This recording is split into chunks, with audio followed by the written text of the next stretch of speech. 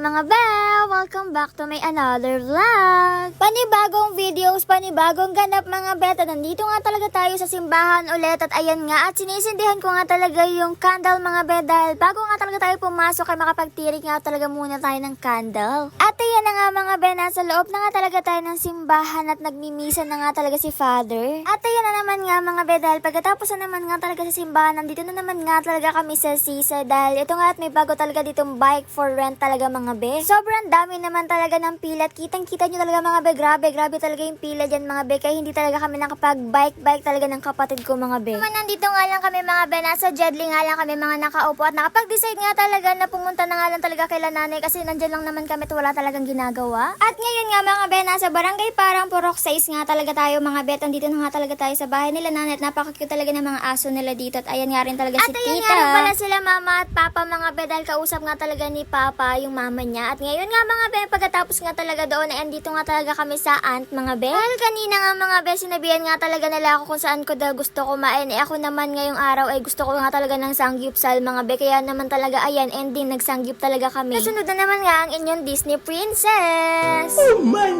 God!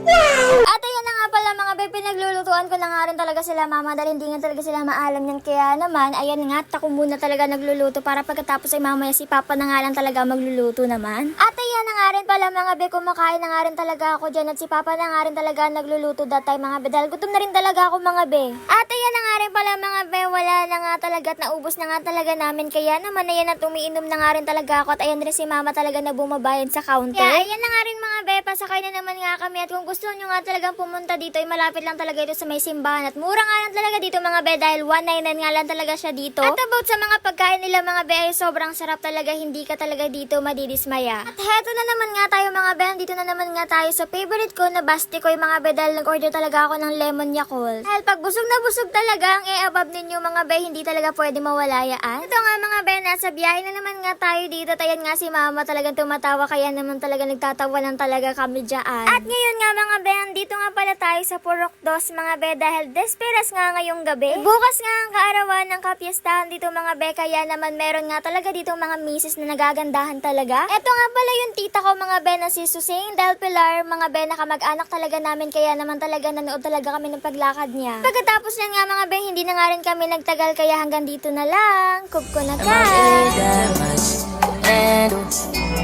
Breaking these niggas down like a camera.